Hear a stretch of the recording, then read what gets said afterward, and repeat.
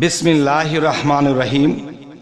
হে সমস্ত জগতবাসী, আজ আমি শামীম আলী চিশতি এমন একটা আলোচনা নিয়ে হাজির হয়েছি যে এই আলোচনাটি এই পৃথিবীতে প্রত্যেকটা পুরুষ, প্রত্যেকটা নারী বুঝতে পারবেন সহজে।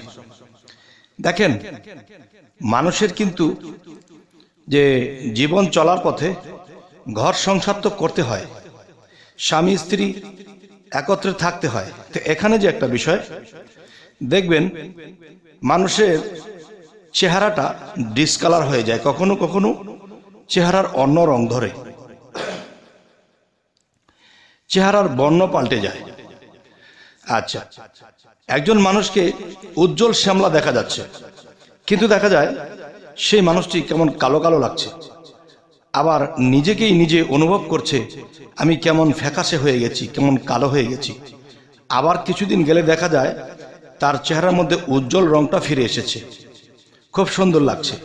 মনে হয় চেহারার মধ্যে কোনো এরকম জাতীয় জিনিস ব্যবহার করা হয়নি, যে সোনু পাউডার বা কোনো একটা জিনিস ব্যবহার করা হয়নি, তারপরেও তার চেহারাটা উজ্জ্বল দেখা যাচ্ছে। তাহলে আবার দেখা যায় এই চেহারাটাই আবার কালো বর্ণ ধারণ করছে, মানে এক এক সময় এক এক রূপ ধারণ করে। তো আজকের যে মূল বিষয়ে আলোচনাটি করব সেটি হলো, দেখুন, যে মানুষ যখন যে জীবন চলার পথে, সংসার চলার পথে স্বামী স্ত্রী একাত্র থাকতে থাকতে এখানে এমন একটা বিষয় দাঁড়ায় যে এমন এমন স্বামী আছে, এমন এমন স্ত্রী আছে যে তারা কামে বেশি মত্ত, প্রেমের থেকে কামে মত্ত হয় বেশি, যার ফলে তাদের দৃষ্টি খারাপ থাকে বা এমন কিছু দৃষ্টি করে যা কিছু দেখলে ভিতরে সেই কাম জাগতে থাকে এবং সেই খারাপে লিপ্ত হয়ে যায়। সেটা কিছুই চেনে না, বা নিজের সাথে নিজেই অত্যাচার শুরু করে দেয়, নফসের সাথে অত্যাচার শুরু করে দেয়। তখন কি হয়? তখন তার থেকে যে রক্তের সাথে মিশে থাকা যে সিফাতেরও সিফাত যে নূরটা আছে, সেই নূরটা তার থেকে প্রবাহিত হয়ে যায়। সেটি হতে পারে স্বামী স্ত্রীতে, সেটি হতে পারে বাহিরে কারো সাথে, বা সেটি হতে পারে নিজের নফসের সাথে অত্যাচার করে। তাহলে আমাকে এমন কেউ প্রশ্ন করেছেন, এমন কেউ জিজ্ঞাসা করেছেন যে আমাদের একটা বিষয় জানার দরকার, সেটি হলো যে মানুষের চেহারা এক এক সময় এক এক কালার ধরে কেন?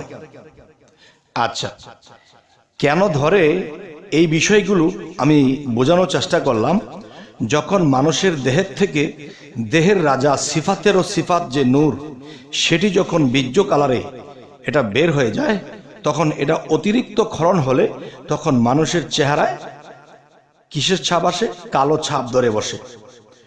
তার জ্ঞানের মধ্যেও কেমন একটা খারাপ অবস্থা, কিরকম যে তার জ্ঞানটাও কমে আসতে থাকে এবং সমাজে চলতে গিয়ে সে ভালো জ্ঞান খাটিয়ে চলতে পারছে না এবং ভালো কিছু করতে পারছে না। এরকম অবস্থাতে সে দাঁড়ায় এবং সে তার নিজের দিকে যখন তাকায়, তখন আয়নার দিকে যখন তাকায়, তখন তার নিজেকেই নিজে পছন্দ হয় না। কিরে, আমি তো এরকম না, আমার চেহারা এরকম ডিসকালার কেন হলো? দেখেন কেন হলো। দেখেন, আল্লাহ কিন্তু একটা আইন করে দিয়েছে, বৎসরে মাস 12, এর পরে যে যত কমাইতে পারো। তাহলে যারা বৎসরের কথা বলা হয়েছে, যাদেরকে মাসের কথা বলা হয়েছে, তারা এমনও সিস্টেম যে আল্লাহর 30 দিন তারা এতে লিপ্ত থাকে, তখনই তাদের মধ্যে এই ডিসকালার এসে যায়, নূরটা চলে যায়। আচ্ছা, আবার দেখা যায় কখনো কখনো তার মধ্যে সেই উজ্জ্বল জিনিসটা তার মধ্যে এসে গেছে, তার মানে সে তার মধ্যে যে সিফাতেরও সিফাত যেই নূরটা, এটা সে নষ্ট করেনি, তার নিজের মধ্যে জমা করেছে। তার জ্ঞানের প্রখরতা, তার শরীরের প্রখরতা, তার শক্তির প্রখরতা দেখা যাচ্ছে। তখনই বুঝতে হবে যে আপনি এখন সেই কাম দেশ থেকে দূরে আছেন, আপনি আল্লাহর ইবাদতের দিকে আছেন, আল্লাহমুখী আছেন। তখনই দেখবেন যে আপনার মধ্যে সেই উজ্জ্বল ফিরে আসছে, জ্ঞানের প্রখরতাও ফিরে আসছে। তবে এই জিনিসগুলো কিন্তু অবশ্যই প্রমাণিত, তবে আপনারাও প্রমাণ করে দেখতে পারেন। এখন যে কথাটি বলবো সেটি হলো, দেখুন, যখন মানুষ যদি চায় যে হ্যাঁ আমার জ্ঞানের প্রখরতা, শরীরের হিম্মত শক্তি, জ্ঞানের প্রখরতা সবকিছু ঠিক রাখবো এবং শরীরের বা চেহারার যে গঠন যতটুকুই আছে এর মধ্যে আমি নূরে তাজাল্লি বা নূরের মতো চেহারা দেখার জন্য আমি ওরকম করব, তাহলে আপনি ওখানে চলে আসেন। কোন জায়গাতে আসবেন? যে আল্লাহর আইনে বৎসর, নবীর আইনে মাস এবং যার যার মুর্শিদের কাছে গেলে তখন তিনি তাদের দাম্পত্য জীবন অনুসারে তাদেরকে একটা টাইম করে দেবে। তখন এই নিয়মে যখন তারা চলবে, তাদের মুখমণ্ডলের মধ্যে কখনো কালোটে আকার ধরবে না, সুন্দর থাকবে, নূর থাকবে, শরীর ভালো থাকবে, জ্ঞান ভালো থাকবে, প্রেম ভালো থাকবে। তখন তারা দুনিয়াতে সুখী, আখেরাতে সুখী। তবে হে সমস্ত জগতবাসী, আমি এখন যে কথাটি বলবো সেটি হলো, দেখুন, যে মানুষ কিন্তু আল্লাহকে দোষ দিয়ে থাকে যে আমি নারী লোকের কাছ থেকে দূরে থাকলে কি হবে, তাহলে আমার যে স্বপ্নদোষ হয়ে যায়, এটার যে ক্ষয়ক্ষতি হচ্ছে, তাহলে এটা কি আমার দোষ? আমি বলবো হে সমস্ত জগতবাসী, অবশ্যই আপনার দোষ। আপনার দোষ কি করে? দেখুন, যখন আপনি পথ চলার পথে হাঁটছেন, আপনি নিচের দিকে তাকিয়ে কম হেঁটেছেন, সুন্দরী রূপসীর দিকে তাকিয়েছেন বেশি এবং মনে মনে কিছু আক্ষেপ করেছেন, যে খারাপ ধারণা করেছেন। অথচ কোনো মুমিন ব্যক্তি, আল্লাহর ওলি যদি কোনো সুন্দরী রূপসীকে দেখে, তখন সুবহান আল্লাহ বলে, আল্লাহ তোমার সৃষ্টি কত সুন্দর, এই বলে তারা হাঁটা শুরু করে, ওটাকে নিয়ে আর ভাবে না। এক ধরনের খারাপ ধরনের লোক আছে, যা দৃষ্টি দিয়ে যখন তাকিয়ে আছে, মনে হয় ওই তাকানোতেই তার কোনো সমস্যা হতে চলেছে, এবং সে যখন এই অবস্থায় কোনো ঘুমের ঘরে যায়, তখন এরকম কিছু স্বপ্নে শয়তান সেই রূপ ধরে এসে তার সাথে মিশে একেবারে সব কিছু দিয়ে শেষ করে। এ হলো একটা বিষয়।